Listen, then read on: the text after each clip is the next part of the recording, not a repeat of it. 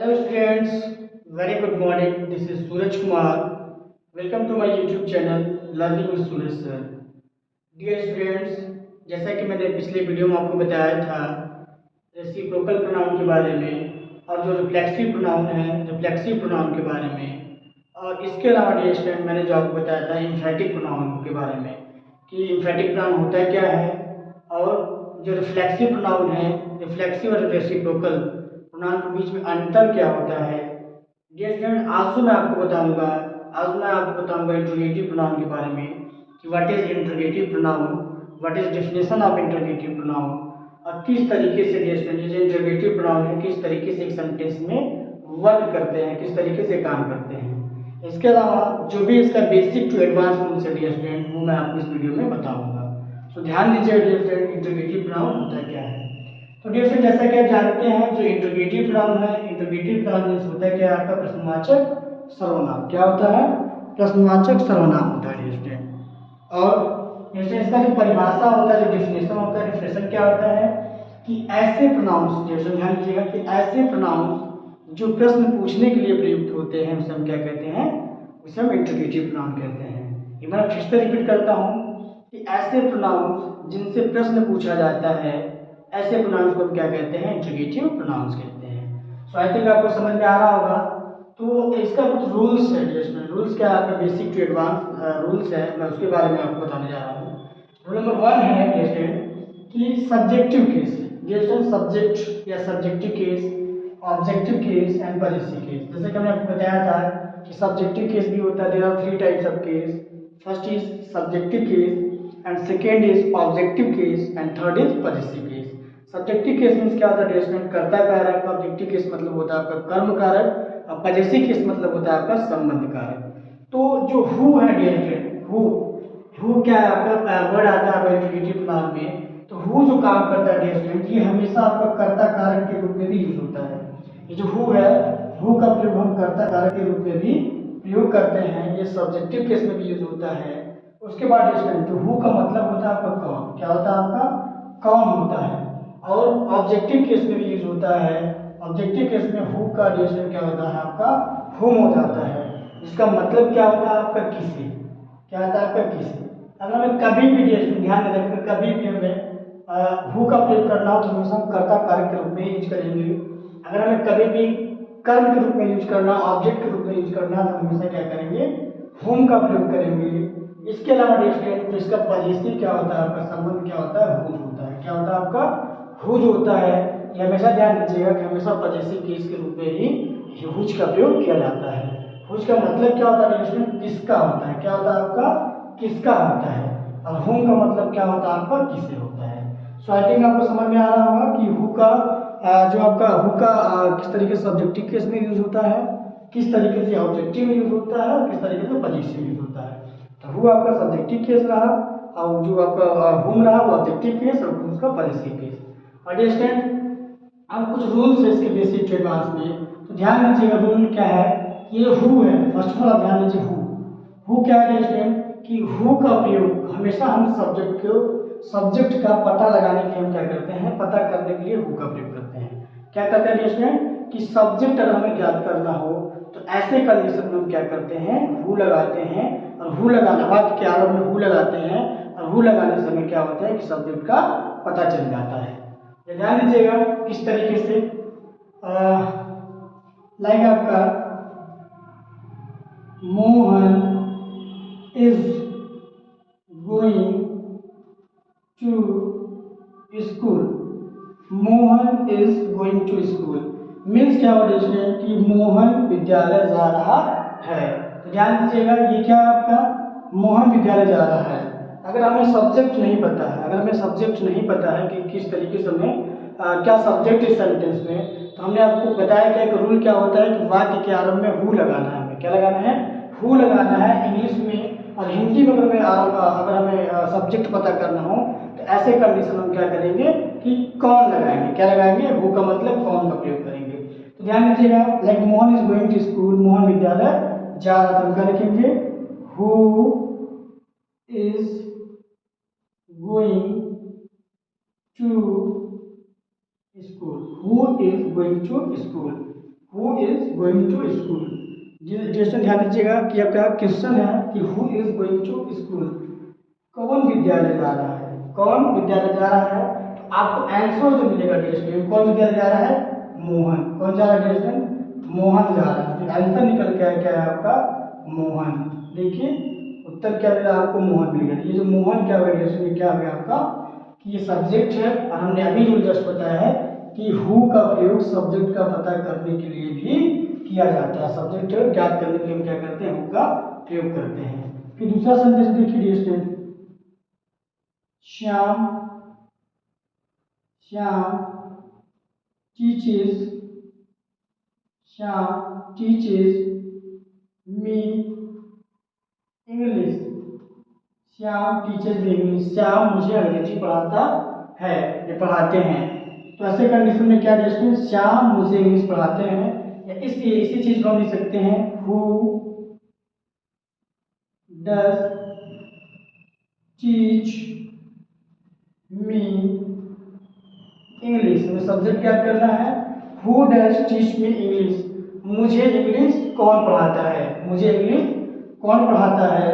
उत्तर जो होगा आपका डियर, आंसर मिलेगा हमें क्या मिलेगा, श्याम। क्या मिलेगा, श्याम मिलेगा डियर, श्याम। तो श्याम क्या देगा डियर, ये क्या आपका सब्जेक्ट है। देखिए कर्ता ज्ञात करने के लिए बहुत ही आसानी से आप कर्ता फाइंड आउट कर सकते हैं।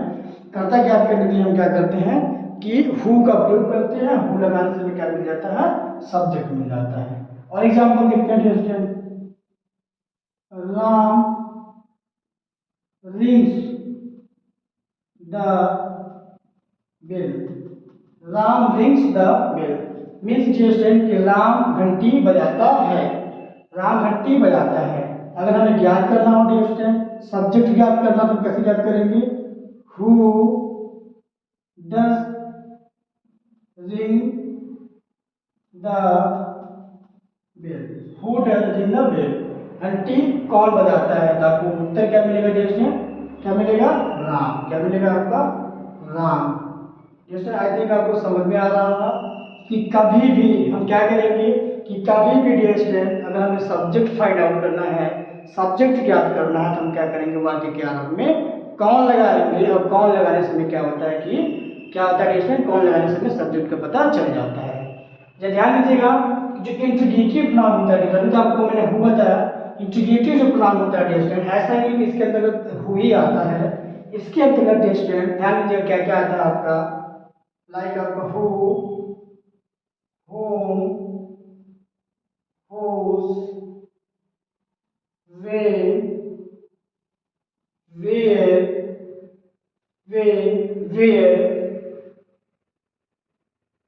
which, what, etc. क्या होता है आपका, इसके अंतर्गत आता क्या है, who, home, whose, when, where, which, what, why। फिर आता है आपका हाउ, why भी आता है dear, why, how, whatever, whenever, etc. जैसे बहुत सारे आपका क्या होता है कि इसके अंतर्गत आपका आता है इंट्रीगेटिव वर्ड्स आता है। तो पहला जो मैं आपको बता रहा हूँ, क्या बता रहा हूँ आपको, हु बता रहा हूँ कि किस तरीके से आपका जो हु है, हु का प्रयोग हम किन किन कंडीशन में करते हैं। हमने जस्ट आपको बताया हु का प्रयोग कहाँ करते हैं कि कर्ता फाइंड आउट करने के लिए, कर्ता ज्ञात करने के लिए हम हु का प्रयोग करते हैं। तो डियर अगर आप हु का प्रयोग अगर आपको समझ में आया है तो फर्स्ट ऑफ ऑल इसका स्क्रीनशॉट ले लीजिए।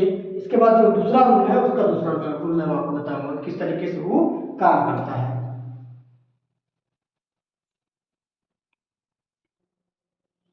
डियर स्टूडेंट्स आई थिंक आपने स्क्रीनशॉट ले लिया है।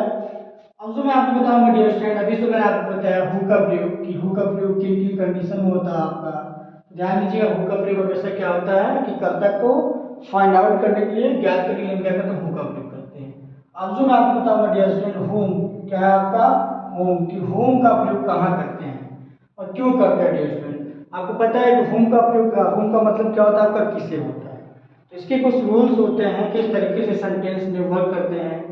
डियर ध्यान दीजिएगा कि होम का जो प्रयोग हुआ किसमें हुआ, आपका ऑब्जेक्ट में हुआ है। क्या हुआ आपका, ऑब्जेक्ट में हुआ है। तो सिंपल सी बात है डियर स्टूडेंट कि होम का प्रयोग आपका ऑब्जेक्टिव फॉर्म में हुआ है। तो कभी भी अगर हमें ऑब्जेक्ट ज्ञात करना हो, कर्म ज्ञात करना हो, तो ऐसे कंडीशन हम क्या करते हैं, whom का प्रयोग करते हैं, और whom का प्रयोग करके हम क्या कर लेते हैं कि ऑब्जेक्ट फाइंड आउट कर लेते हैं। मैं एक बार फिर से बताना चाहूँगा डियर फ्रेंड कि अगर हमें कभी भी ऑब्जेक्ट ज्ञात करना है, क्या ज्ञात करना है, ऑब्जेक्ट ज्ञात करना है, तो ऐसे कंडीशन हम क्या करते हैं कि वाक्य के आरंभ में whom लगाते हैं, और whom लगाकर हम क्या करते हैं, ऑब्जेक्ट को फाइंड आउट कर लेते हैं, ज्ञात कर लेते हैं।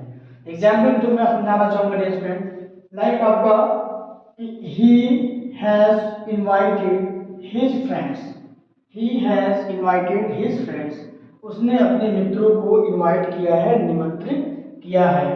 तो ध्यान दीजिए डियर फ्रेंड कि ये क्या आपका सब्जेक्ट हो गया, ये क्या आपका ऑक्सिलरी वर्ब है, इनवाइटेड क्या आपका वर्ब है। ध्यान दीजिएगा सब्जेक्ट, ऑक्सिलरी वर्ब या हेल्पिंग वर्ब, ये क्या आपका ऑब्जेक्ट है, ये क्या आपका ऑब्जेक्ट है डियर फ्रेंड।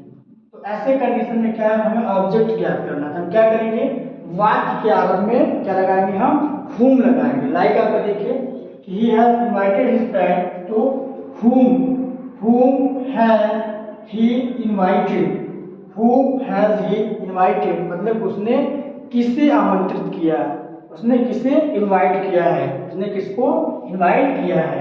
तो ध्यान दीजिएगा आंसर निकल के आएगा दोस्तों, क्या निकलेगा आपका his friends, क्या है his friends, his friends। ध्यान दीजिए क्या हो गया आपका ऑब्जेक्ट हो गया, क्या हो गया ऑब्जेक्ट हो गया। ध्यान दीजिएगा कि कभी भी हमें ऑब्जेक्ट ज्ञात करना होगा तो हम क्या करेंगे, वाक्य के आरंभ में whom लगाएंगे, और whom लगाने से जो उत्तर में मिलेगा वो क्या हो जाएगा, आपका ऑब्जेक्ट हो जाएगा डियर फ्रेंड। सो देखिए नेक्स्ट सेंटेंस देखिए, हमारा क्या है, ट्रू है डियर फ्रेंड, क्या है, ट्रू है। यहाँ लगा है क्या डियर फ्रेंड, हु का प्रयोग किया गया है कि हु हैज ही इनवाइटेड। आपको पता है कि हु मतलब क्या होता है, आपका कौन होता है, जो कि हु का प्रयोग कब करते हैं, जब कभी भी हमें सब्जेक्ट ज्ञात करना हो, कर्ता ज्ञात करना हो, तो क्या करते हैं, हु का प्रयोग करते हैं। लेकिन कर्म ज्ञात करने के कभी भी हु का प्रयोग नहीं करते हैं, इसलिए ये सेंटेंस क्या है इसमें रॉन्ग है, क्या है रॉन्ग है। फिर देखिएगा whose आ रहा है, whose has he invited। अभी देखिए जैसा कि आपके पास चार्ट है कि whose जो होता है आपका डियर वो क्या आपका पॉजेसिव है, whose का मतलब क्या होता है आपका किसका होता है, क्या होता है किसका होता है। तो देखिए डियर यहाँ कर्म ज्ञात करने के लिए, ऑब्जेक्ट ज्ञात करने के लिए कभी भी हम whose का प्रयोग नहीं करते हैं, तो ऐसे कंडीशन में ये आपका गलत होगा। अगर हम ऑब्जेक्ट ज्ञात करना होगा डियर क्या करेंगे, अगर हमें ऑब्जेक्ट ज्ञात करना होगा तो हम वाक्य के आरंभ में whom लगाएंगे, और whom लगाने के बाद जो भी हमें उत्तर मिलेगा वो क्या हो जाएगा, आपको सेंटेंस का ऑब्जेक्ट होगा। तो डियर स्टूडेंट आई थिंक आपको समझ में आ रहा है। अगर आपको समझ में आ रहा है तो फर्स्ट ऑफ ऑल इसका स्क्रीनशॉट ले लीजिए, और इसके बाद जो मैं आपको बताऊंगा हुज, क्या डियर स्टूडेंट हुज, हुज का प्रयोग कहाँ करते हैं। तो फर्स्ट ऑफ ऑल आप इसका स्क्रीनशॉट ले लीजिए डियर स्टूडेंट।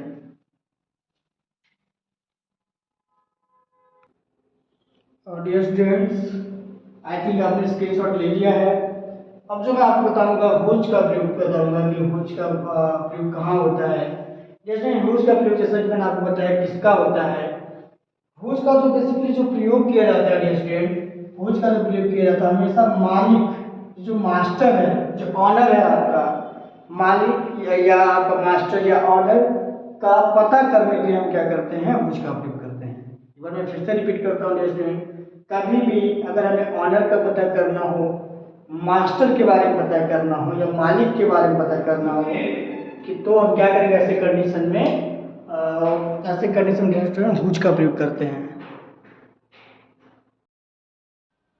और डियर स्टूडेंट्स आई थिंक आपको हुज का प्रयोग समझ में आया होगा कि जब कभी हमें क्या हो डियर स्टूडेंट, अगर हमें मालिक पता करना हो, ऑनर या मास्टर के बारे में पता करना हो, तो ऐसे कंडीशन हम क्या करते हैं डियर स्टूडेंट, हुज का प्रयोग करते हैं। हुज का प्रयोग करके हम मालिक के बारे में पता कर लेते हैं, जो ऑनर है उसके बारे में हम पता कर लेते हैं। तो डियर स्टूडेंट मैं एग्जाम्पल थोड़ा आपको समझाता हूँ कि किस तरीके से हम हुज का प्रयोग करते हैं। Like that car is mine, that car is mine. जैसे डैट जो है आपको पता है कि डिमॉन्स्ट्रेटिव एडजेक्टिव है, मैंने आपको पहले ही बताया था कि जो डैट है आपको क्या है, डिमॉन्स्ट्रेटिव एडजेक्टिव है। तो कह कि वह कार मेरी है, वह कार मेरी है। तो ऐसे कंडीशन में क्या है डियर स्टूडेंट कि यहाँ जो प्रयोग हुआ है ये क्या है आपका, डैट कार इज माइन। यहाँ आपका अब हमें क्या है कि वह कार मेरी है, तो ऐसे कंडीशन में क्या करना है कि अगर हमें मालिक के बारे में पता करना है, अगर हमें ऑनर के बारे में पता करना है, तो हम क्या करेंगे, हुज लगाएंगे। क्या लगाएंगे, हुज लगाएंगे कि whose is that car, whose is that car, वह कार किसकी है, वह कार किसकी है।